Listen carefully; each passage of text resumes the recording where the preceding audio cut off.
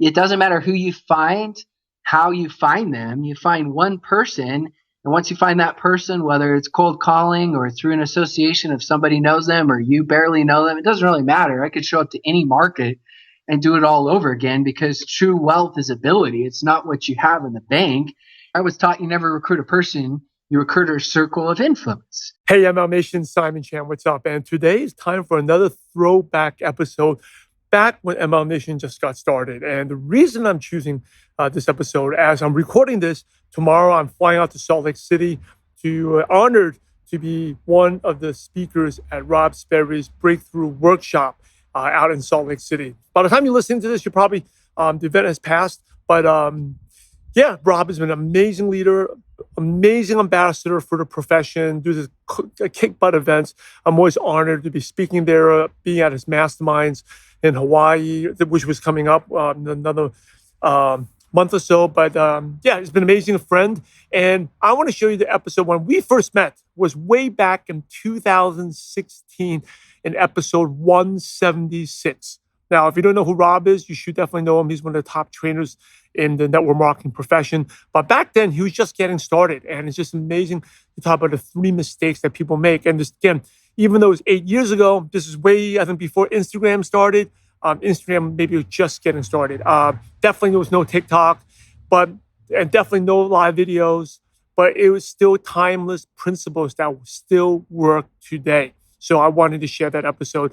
And I'm sure when you listen to it, you see how Rob is a trainer today. I think inspiring also see how much he has grown as well. So anyway, if you love these archives, we have almost 800 episodes. The first 300-400 or so, they are in archives. Just go to your favorite podcast player, just search for MLM Nation Archives and timeless classics from Danny Johnson, from Ray Higdon, Big Al Schreider. They're all on there, including Fraser Brooks, which one of the most popular ones, and also his father, Simon Brooks, is on there as well. But anyway, let's go to this episode by Rob Sperry. This one we first met back in 8 years ago in 2016, episode 176. 8 years ago, but still principles that work today. So let's go into the episode. Welcome to MLM Nation, a podcast of leaders, by leaders, for leaders, hosted by Simon Chan. He's built a team of over 200,000 and is now a full-time MLM coach and trainer. So if you're ready to level up your business, join us now. Let's do this. MLM Nation, this is Simon Chan, and I am fired up to bring our special guest today, Rob Sperry. Rob, are you ready to make it happen? I'm ready. I'm excited. Rob Sperry has been a dynamic network marketing leader since 2008 and has built an organization in over 40 countries. He's been a top recruiter and is a master at creating systems to help the average person succeed. Rob loves empowering people to become better than they ever thought they could be. Rob and his beautiful wife and 4 kids live out in Lehi, Utah. So, Rob, I've given MLM Nation just a brief intro, but please share more about your background and how you came across network marketing. Absolutely. So I was the tennis guy. I grew up playing tennis, traveling all around the country, aspired to be a professional tennis player. And as I was doing that, I ended up getting married to my lovely wife. I wasn't planning on getting married at such a young age, at 23 years old. But, you know, when you find the right one, I tell everybody, you got to get them and you got to seal the deal. And so I sealed the deal. I figured as she got older, maybe she'd smarten up and realize that there were better prospects. So I married up. I got extremely fortunate. And when that happened, I quit college tennis, stopped playing, and started teaching tennis because that was really the only thing that I knew. And so that was comfortable. I did that for several years. And then I got my dream job where at age 24 years old, because I started teaching tennis a little bit before I met my wife. And then as I got married, I did that for another year, got my dream job at age 24, where I ran a tennis club for 4 years. And at the tennis club, it's one of those places where some of the most successful people are at. There were billionaires at the tennis club, multimillionaires all over the place. And so I quickly realized after being a year at the tennis club, there was no way I was going to make any more money. So I bought every small business magazine, every entrepreneur magazine, and I asked every single person I could come up with there. And I said, what did you do? How did you make your money? You've been successful. So I'd go over to all these multi-million-dollar earners, their homes, and I'd start to question them and start to get mentored by them. And so I got trained on hard money lending. I got trained a little bit on the stock market. I got trained on real estate. I got trained on starting your own business and franchises. And then one individual actually approached me about network marketing. He was a 6-figure monthly earner, one of the legends in the industry, had been in the industry for 20 plus years. And he didn't approach me about network marketing for 3 years because he was retired. And finally he said, you know what? You're so coachable. You're so teachable. He said, you're so hungry. He said, I'm going to teach you exactly what I do. And so I thought it was going to be real estate. So I'm all excited. And then he tells me it's network marketing. And I actually, Simon, I got to tell you, I rolled my eyes because I live in Utah. And it seems like there's a company every single block. And I said, you got to be kidding me. Network marketing? And so that's really how I got started. It was the last thing I thought I was ever going to do. But it was the right time of my life. And it was the right person that at that time that I had developed a relationship of trust with that approached me about the business. So out of curiosity, I mean, you had a really good attitude because most people just work at the tennis job and they go in, they get paid, and they go home. But you actually had ambition. I mean, that's an awesome place. How about expanding your network? I mean, at a tennis club, you have millionaires, billionaires going there. Aside from this MLM legend, who was another memorable person that you felt that really helped you, that you met through this tennis club? Yeah, there were so many that come to mind, but one individual who comes to mind was a guy by the name of Robert, and he was always just giving me life advice. He told me, the first half of your life, you're going to do everything you can to make as much money as you possibly can. And he said after that, it becomes about significance. He says there's a reason why you've got the billionaires that are still working. And he pointed out an individual now that is a billionaire that he's really close friends with that we both knew. And he said, look, why does he still work? He's like, why do I still work? Because it ends up being more than just the money. And I couldn't fathom that. I wanted to understand that.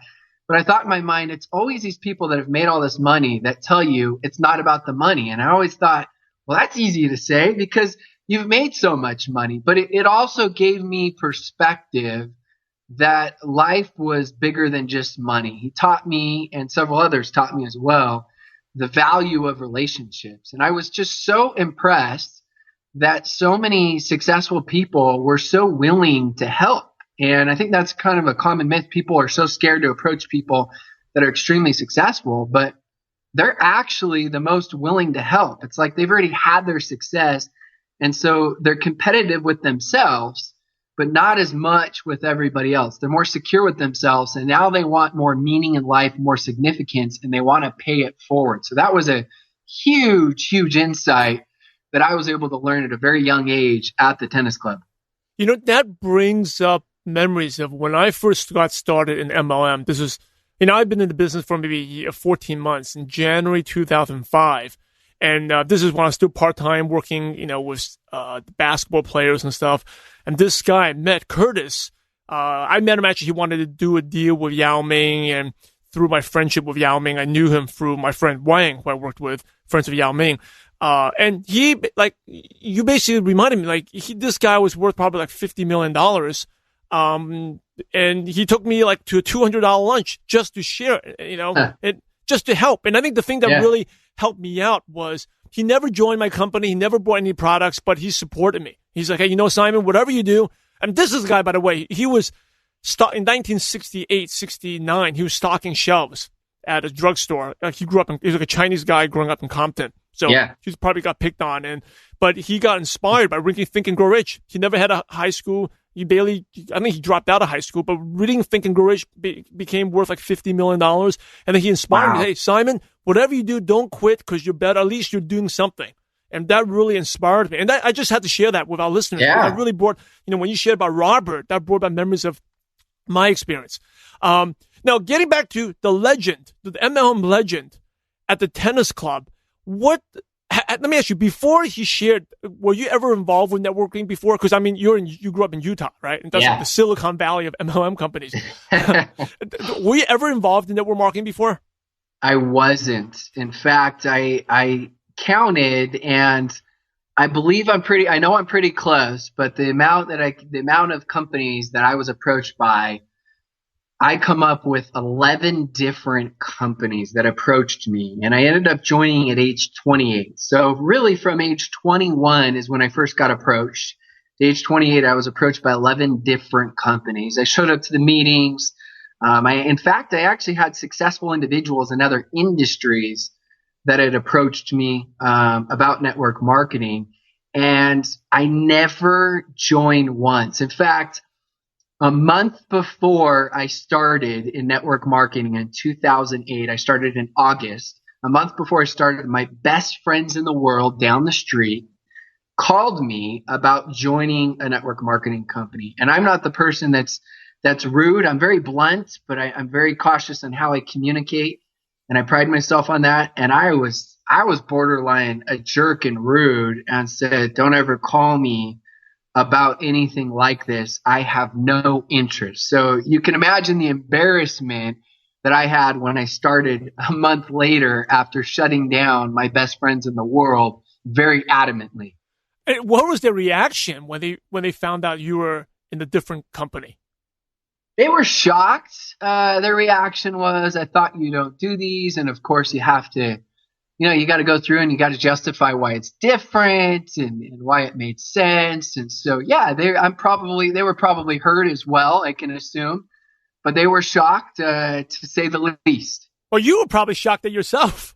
Oh, honestly, I called one person my first 2 days because I was so scared of getting rejected. I had to write a personal mission statement that was a couple paragraphs long about me overcoming my fears, about how this was my break and opportunity, how stop caring what other people think, and you got to go out if this is your break and opportunity, do whatever it takes. And I had to read that 10 times a day. I literally called one person because the phone weighed, it's like a 500-pound gorilla to me, where every time I picked it up, it kept dropping. And then every time I called somebody new after those first 2 days, when I finally started calling people, I literally prayed that it went to voicemail. Mm-hmm. So in my mind, it was like I was working, but I really wasn't working, right? Because I wanted it to go to voicemail, because that's how scared and terrified I was when I started. So what made you join that legend? Was it because you saw his success? What made it? I mean, you approached 11 times, she said no. You know the industry worked, but you kept on saying no. But what made you finally say yes to that guy? Yeah, it was a combination. It was the relationship of trust that we had. We had a mutual respect. I'd known him for years. It was the fact that he had a ton of success inside of the industry of network marketing.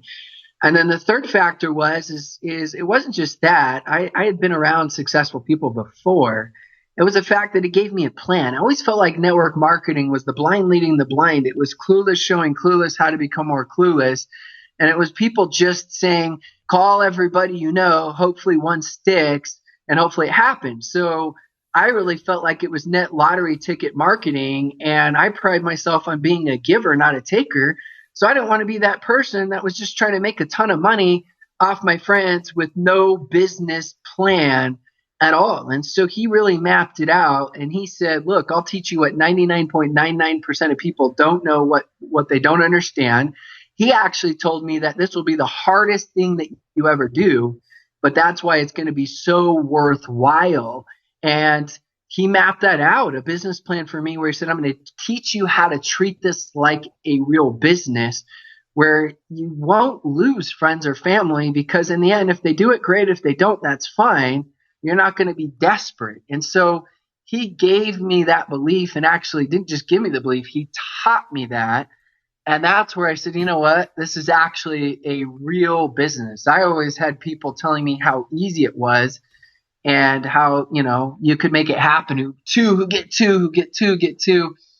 And that didn't impress me. In fact, that was a massive turnoff to me, because I've always been taught that if it seems too good to be true and smells like that, then it's probably, too good to be true, and steer clear of anything that appears to be a get-rich-quick scheme program. You brought up a really good point. Like, if you want to track, and I'm sure you experience this, Rob, if you want to track high-quality people, like business-minded, smart people, that, sign up two brings in two, that doesn't work. It's a huge turnoff. Because anyone that's smart and decent know that there's no such thing as, like you said, lottery marketing, right? There's no such thing. So I think that legend, obviously, he knows what he's doing. Otherwise, he wouldn't be a legend. The way he presented to you made a big, big difference. So you said that he gave you a plan. What was that plan? I'm so intrigued. What was the plan? Yeah, so he really mapped it out. He talked about how urgency is synonymous with wealth.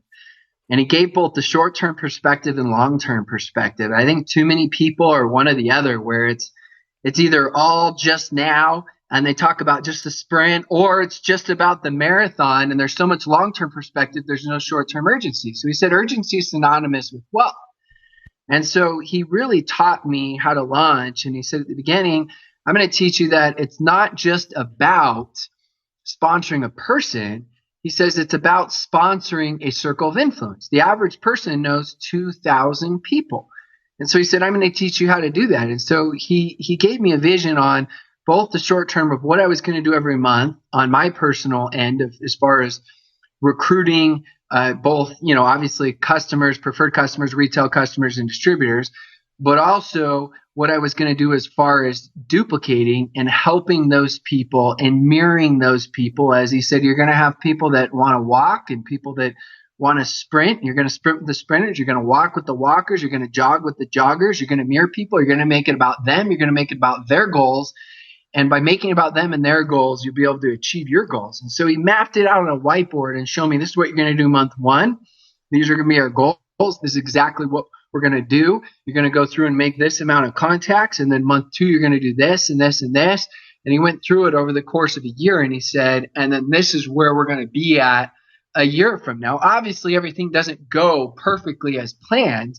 But the fact that he had a clear-cut plan on what to do and how to do it, it was a science. And success is a science. And that made sense to me, where it was a real business plan. And that's where it got exciting to me. That's where I got passionate and said, you know what, I can do this. This could be my out. Even though I love tennis, I knew I had no more income potential or really time freedom at the tennis club. And so I felt like, you know what, this could help me to achieve my dreams and my goals, and I can help a lot of other people along the way.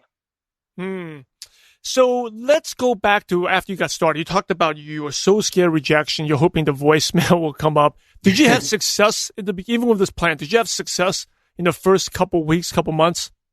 Yeah. So at the very beginning, I called the one person, and that was the worst call ever because I did the whole, hey, so I just want to get your opinion on this thing. What do you think? It was like so indirect. And it was so just no confidence at all. This person said, yeah, good luck to you. I think you could do well. And they had no interest at all. And so I knew that I messed up.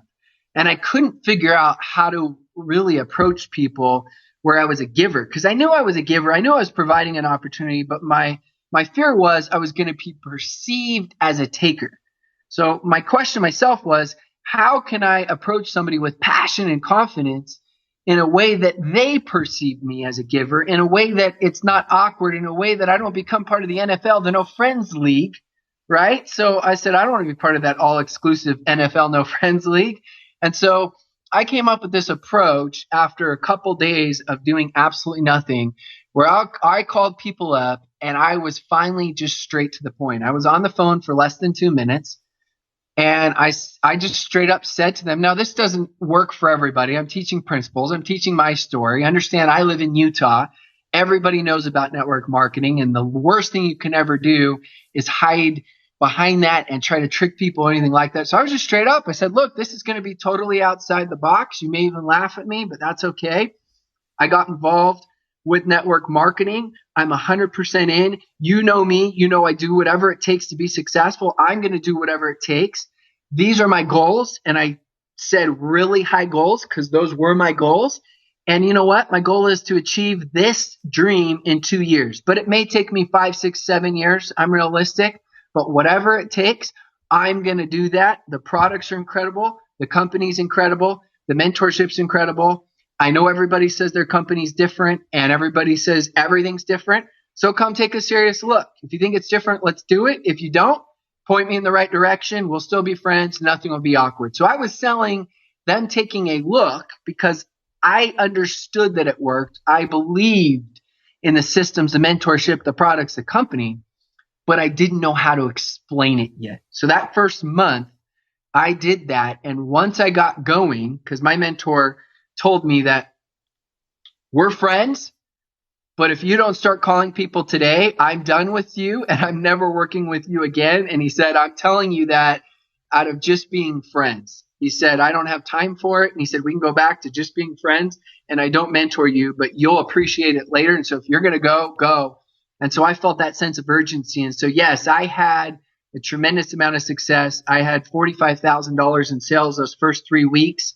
And then, Simon, I think the most important part of that story is not just that I kept it simple with a very straight up approach, which was refreshing, is month 2, I quit my job.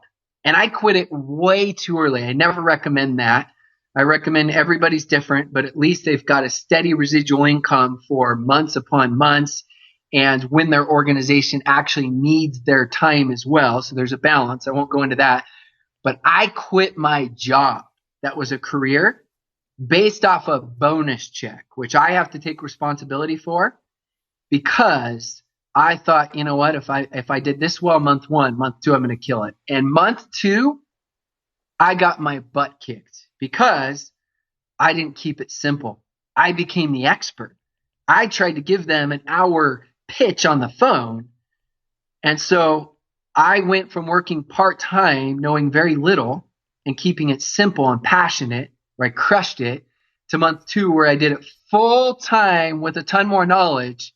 And I absolutely got smoked, and it was devastating because at the time, instead of 4 kids, I still had 2 kids, mortgage, cars, a wife, a family to pay for, and it wasn't pretty as you can imagine. I know you got your lovely family, and you can only imagine what something like that is going through, especially when you don't have that security of making that kind of money on a monthly basis. Yeah, I think that's the biggest mistake, 2 biggest mistakes that people make. Actually, 3, and you just nailed all of them in that last couple minutes there. Number 1 is people going full-time too early, right? Number 2, because the stress and pressure, I mean, just from 1 or 2 months and going too early. Like you said, it's from bonus checks, and also it's not stable yet. Number 2 is like, most people go full-time too early because there's not that much to do. Like you had brought it up that your team doesn't need you to go full-time. What you need is better time management, not more time. Because what you're gonna end up doing is sleeping more, doing all this other stuff. The admin work doesn't even pay. Actually, when part-time actually makes you more productive because you have limited time. You got to make things happen. And then the second thing you talked about was basically what happened to me as well. And I think for me, it was a lot of ego and pride, right? You get to the point that you know a lot. So, I don't need my upline anymore. I don't need my, let me explain. I can do it too. I'm the leader. And then you realize that people join not because of your expertise, it's because of the simplicity. Yep. And then the third thing is, you said your mentor, and there's a big mistake with people with downlines. Your mentor basically said to you, in your exact words was, he's done with you unless you make the calls. And I think a lot of people, they have downlines where they don't do much, and that's just part of life, right? Like, it's just like people go to the gym, sign up for a gym membership, they just don't go. But all these uplines, they're wasting time trying to, I think they asked me the word resurrect. How do you resurrect a downline? You don't. You move on and find new people. So 3 big lessons there. MLM Nation, make sure you pay attention. I want to repeat them again. Number 1 is going full-time too early. Number 2 is overcomplicating, trying to be the expert like what Rob did instead of keeping it simple. And third is, if you have downlines, work with people that deserve your time. And if they don't, they can still be your friends, but they're not going to be business partners anymore because you have to use your time wisely. So, Rob, getting back to you, month 1 was awesome. Month 2 was terrible. And then what happened? What was the turning point in your business? Yeah, it was basically after that. I tell people there's 3 different types of people. Everybody always talks about the 2 different types of people. They talk about being a victim or a survivor. And I feel like there's 3 types. I think there's victims, which we all know who victims are. And sometimes we're different types of people in different parts of our lives, right? Business, family, different relationships, whatever. Sports, musical talents, doesn't matter. And then there's survivors. And I think survivors are actually the group that's just hanging on. I think conquerors are the ones that are taking massive action. So I was in survival mode where I was too prideful to quit in a good way. I was too stubborn. Once I commit to something, I commit. I'm all in. I do whatever it takes. I am very tough. I may not be the best. I may not be the fastest, but I feel like I'm as tough as it gets. I know I'm not the smartest, but I know I'm tough. And so I was extremely, extremely tough. And so all of a sudden now, October comes, and I'm in management mode where I'm basically just hoping people do what I did. And I'm just managing them, teaching them to do what I did that month one. I'm still trying to ride that month one wave rather than leading from the front. You know, we always teach, and we've always been taught, right? Speed of the leader, speed of the pack. And so for me, you know, whatever you do well duplicates sometimes. Whatever you do poorly almost always duplicates. And so people were following my lead of doing absolutely nothing. And so it came all of a sudden October, my check, you know, went down. November went down.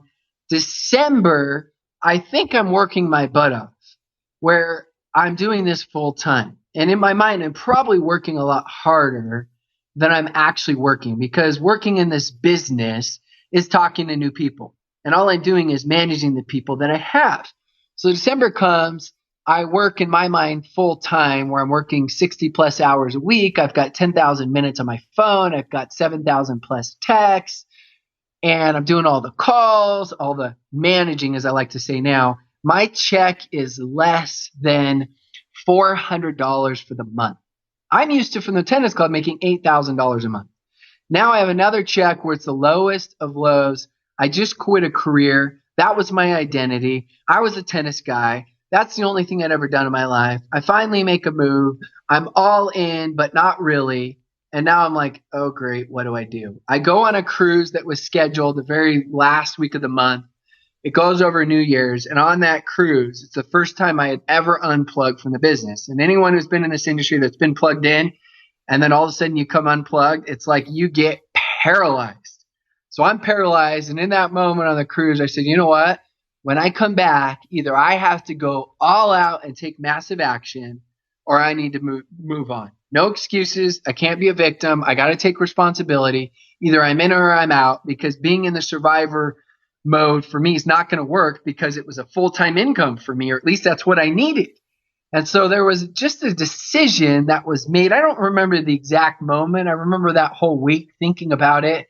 I remember reading multiple books to try to help me overcome it. I remember listening to multiple audiobooks.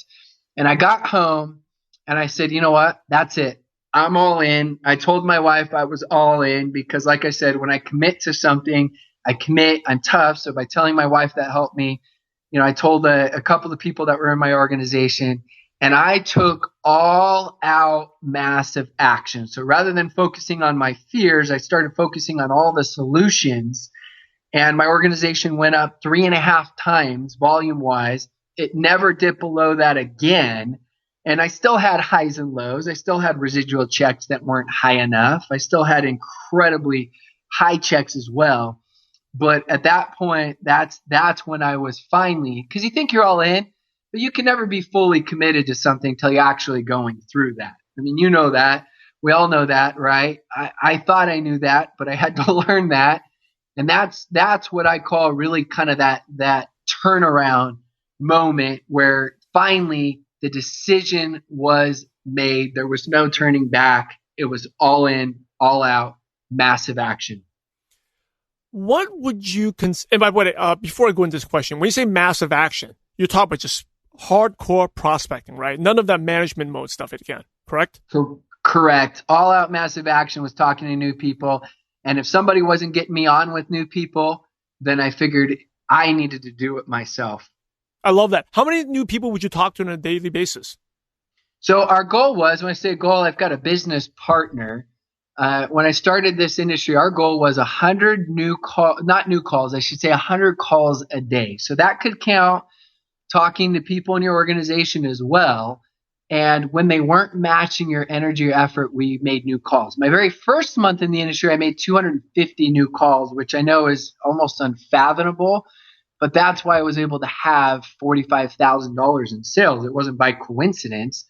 I kept calling. So then after that, it depended on the month.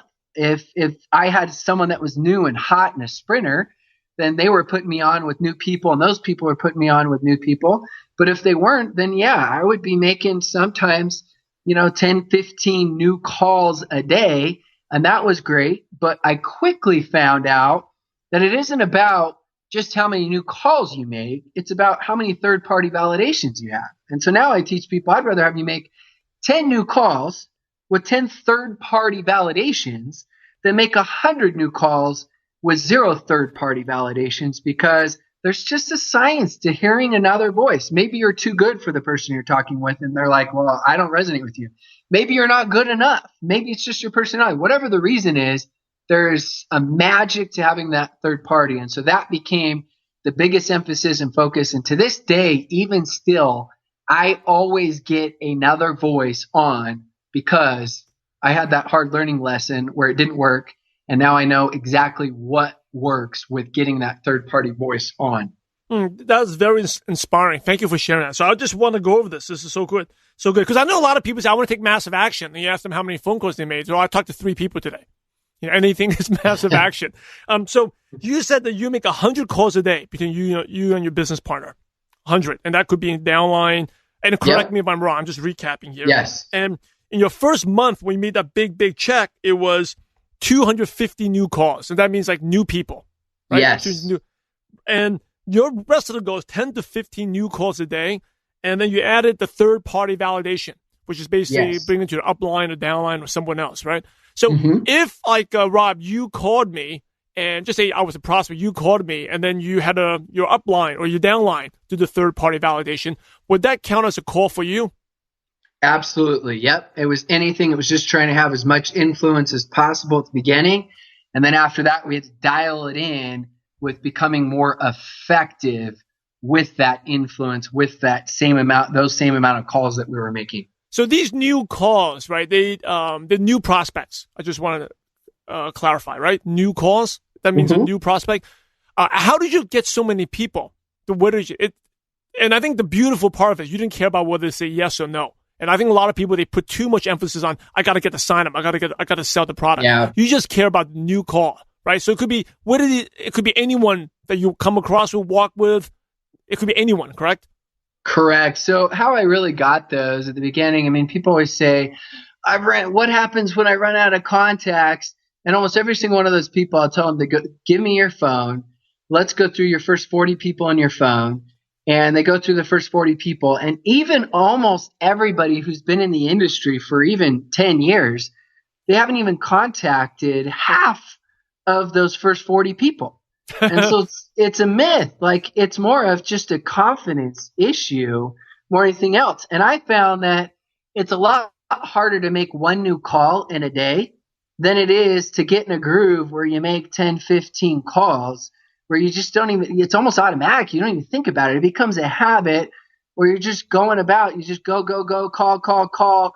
And so that's what I found as I did the business, that it was actually easier taking more action, calling more people than it was calling one person where you spend the whole time paralyzed, making the plan for the plan of the plan. And all of a sudden, after an hour or two, you call that one person, and then they don't even answer the phone half the time.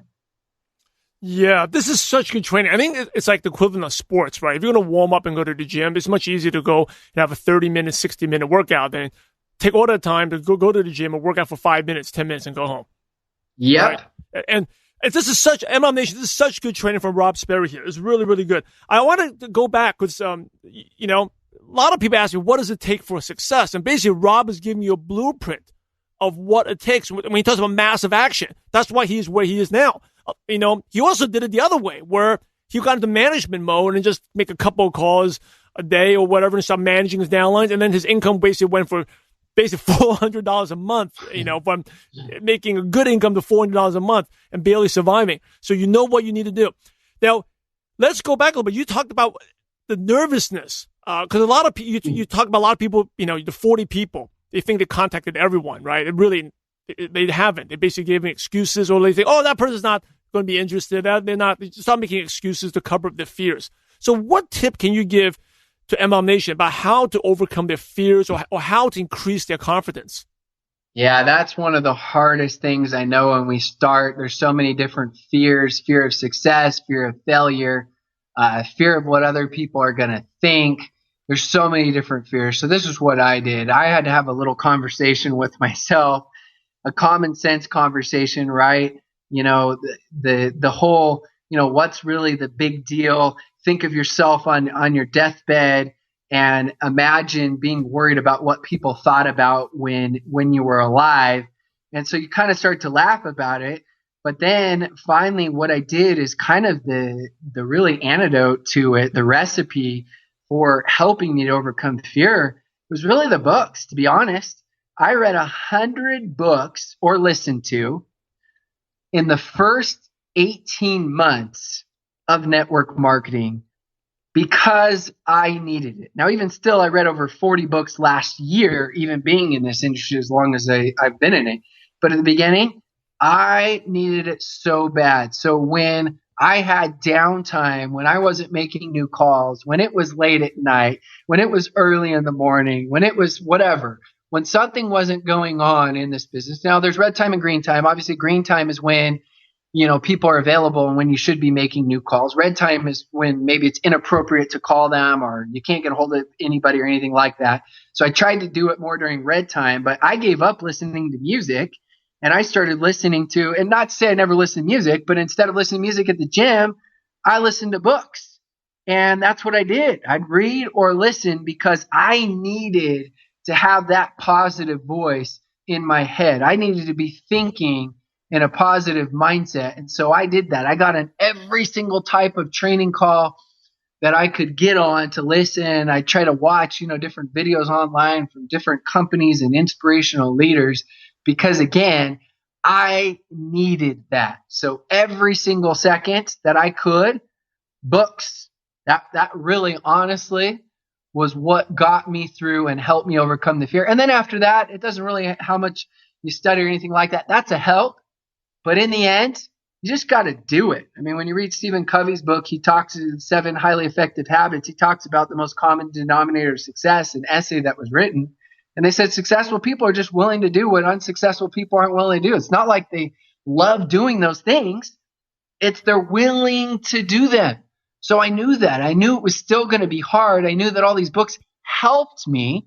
But in the end, the only way I could truly, really overcome it was by doing it, by willing to do it. And so I did. I was still scared. It wasn't like the books just took the fear away.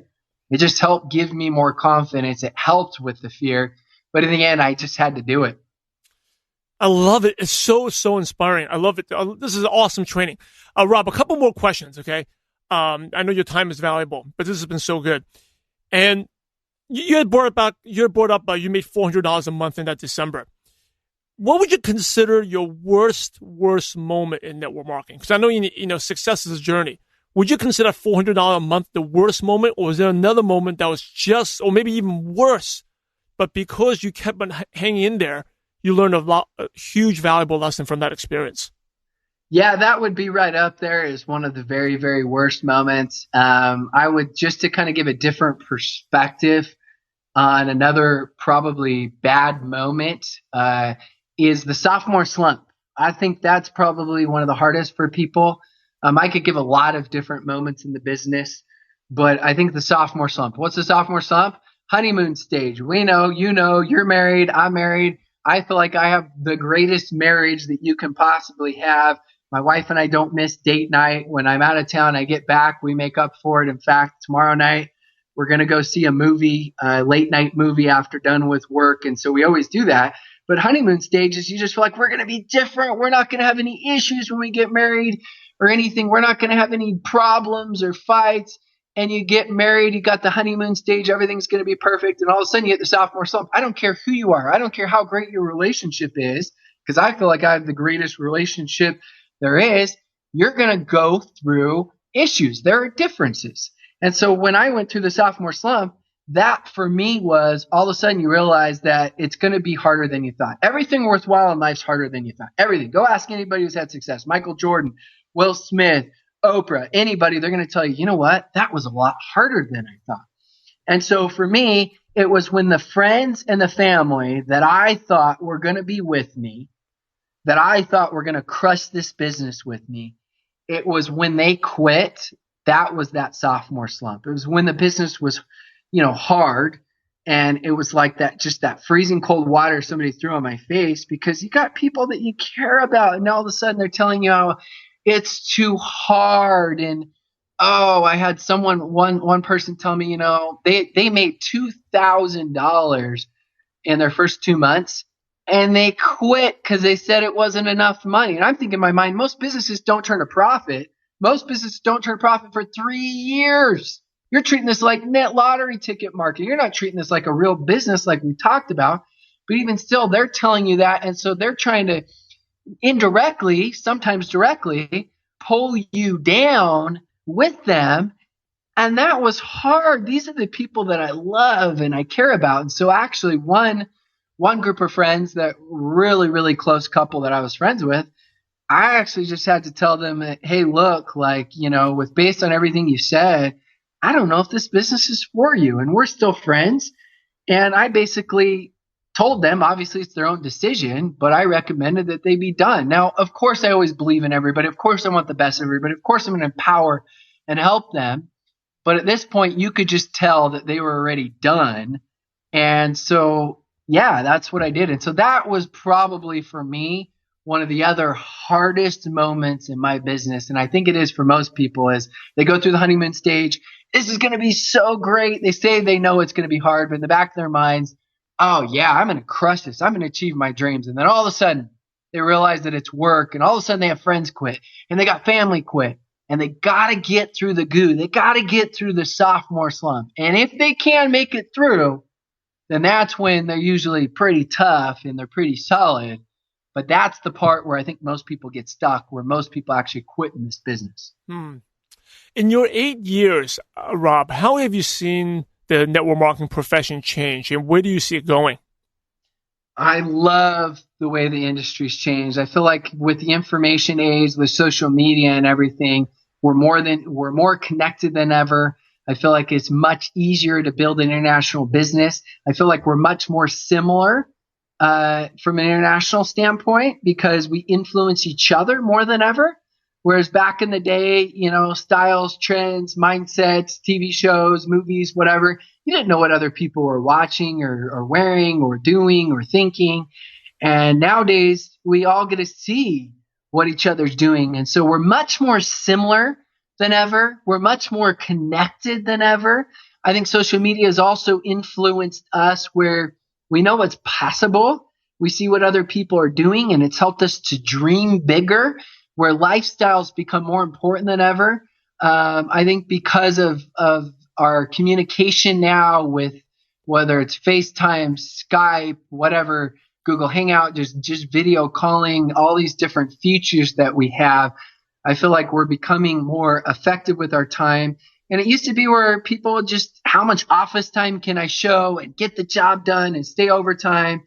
And I think back then it was like people would miss their kids' functions because they had to show office time. And now it's like, it's almost not cool. It's almost unacceptable if you're the dad, at least that's my perception, or the mom that's working, and you're missing your kids' functions. Like, they almost encourage you to do that and be a part of that. And so I think more and more the network marketing industry is becoming appealing, where people want lifestyle more than ever. They want to do what they want when they want, and they want to make it where it's more performance based, where if they want to work from 8 p.m. to midnight, then they can, but they can go hit the lake for the day. I think people want that. And I think especially nowadays with, you've got Amazon, where, it's not creating jobs, it's taking jobs away. Even though I love Amazon, I got 90% of my Christmas on Amazon, Christmas presents. You got UPS and FedEx that are talking about very soon, almost everything's going to be automated with machines. And so I think the world is changing more and more, and the industry's changing. And the last thing I'll say is I feel like more and more the industry is looking at doing things better and better. Training systems are getting better. We're getting more educated. things like MLM Nation, where we can experience all these other great leaders and learn from each other.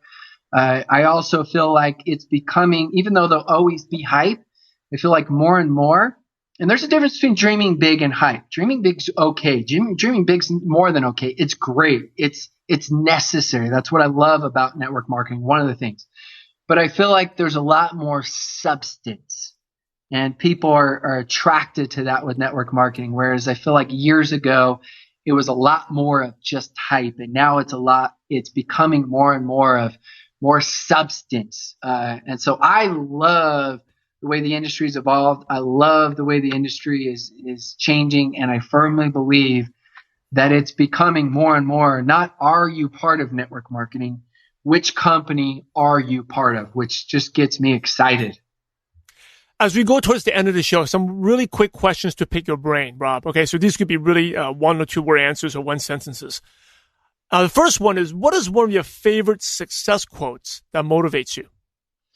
Successful people just do the basics better. What's one habit that's helped you become successful, aside from the 100 calls a day?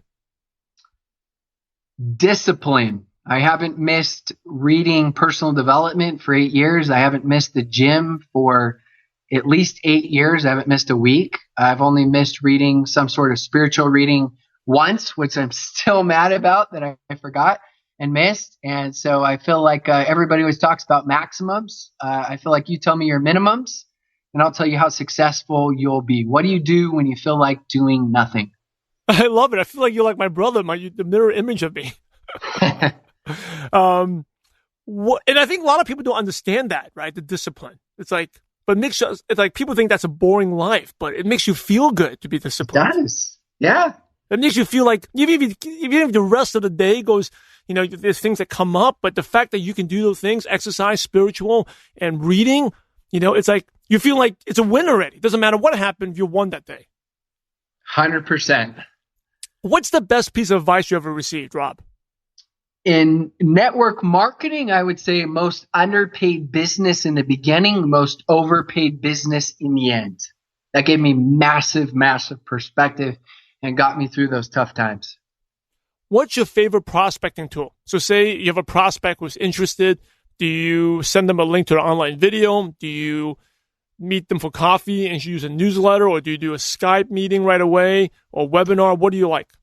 Yeah, it obviously depends on the person. I think there's not as much leverage, obviously, but I think when you meet with somebody in person, there's that personal feel. It's more powerful. I think when you do some sort of video, whether it's Uvu, Google Hangouts, Skype, you got that personal touch. So at the beginning, I always did more of that, as it's much more impactful and powerful.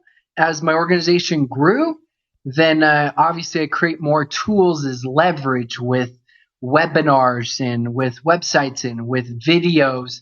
And I let a lot of those masses, those leaders that are being cultivated and learning, I let them do a lot of those face-to-face. And then as those people are interested, as those people are on a scale 1 to 10, interest level at a 7 or above, then I will follow up as an additional exposure or as an additional validation.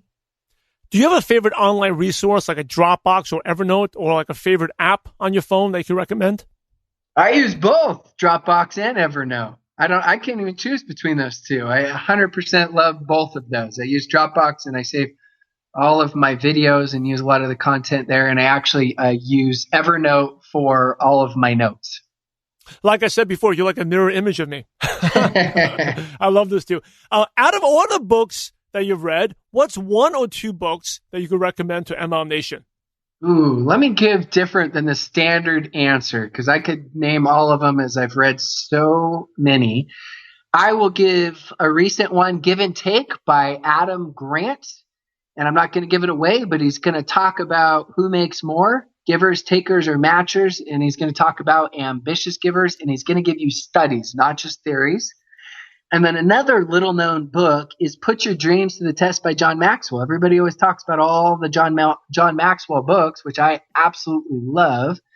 But Put Your Dreams to the Test is one of the most relevant books when you're building your network marketing business, as it will talk about everybody going through their their dreams and the tests that they have had. Awesome recommendations. And Give and Take is a fantastic read by Adam Grant. And MLM Nation, I know you love audio because you listen to the show. So if you haven't already, you can get an amazing free audiobook at MLMNationBook.com. That is MLMNationBook.com. So Rob, here's the last question, the $1 million question. Are you ready? I'm ready. Here's the $1 million question. Imagine you had to start all over again and you knew no one. So you didn't even know your wife and kids. You knew no one. But yet all your current knowledge, skills, and wisdom. So you're kind of like an alien that went to another planet but you speak English. What's the first thing you do to find prospects, or the first place you go to find prospects so you can build an MLM business from scratch? Well, I actually pretty much did that. I'm not going to go into detail, but I started all over from scratch, not taking anybody from a previous organization, started with somebody brand new who I didn't have a previous connection with. And so I can go through that, and I built an organization much bigger than I did at that previous organization where I was the top recruiter out of 1 million distributors in that previous organization. And so what I did is I just started with the basics. I said successful people just do the basics better. And so it doesn't matter who you find, how you find them. You find one person, and once you find that person, whether it's cold calling or through an association, if somebody knows them or you barely know them, it doesn't really matter. I could show up to any market and do it all over again, because true wealth is ability. It's not what you have in the bank. And I call it taprooting. And so with taprooting, like I said earlier, I was taught you never recruit a person, you recruit a circle of influence. And so as I would start with somebody, obviously I would use education, educating them on the products. I try not to ever go into too much depth on the products. And I tell them this, it's not because the products aren't important. The products are the foundational piece. The products are, if not the most important, they're right up there as the most important parts of this business, but I can't do them justice.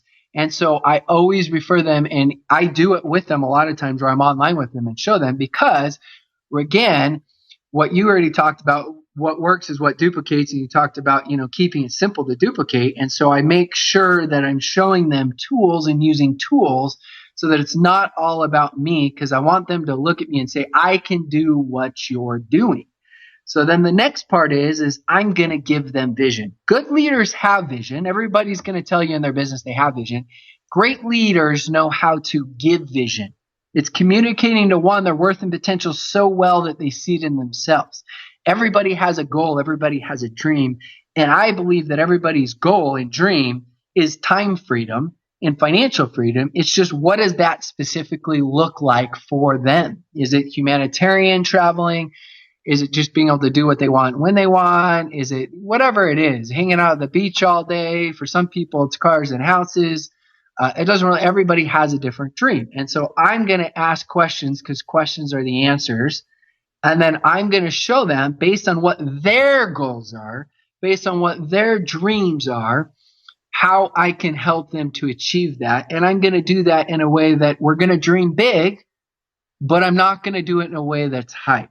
I'm going to give them what I believe to be, an average. And I tell them this is not an exact science. Most people are going to take 1 year to learn how to do this, 3 years to make a full-time income, 5 years to make a big income, 7 years to make a world-class income.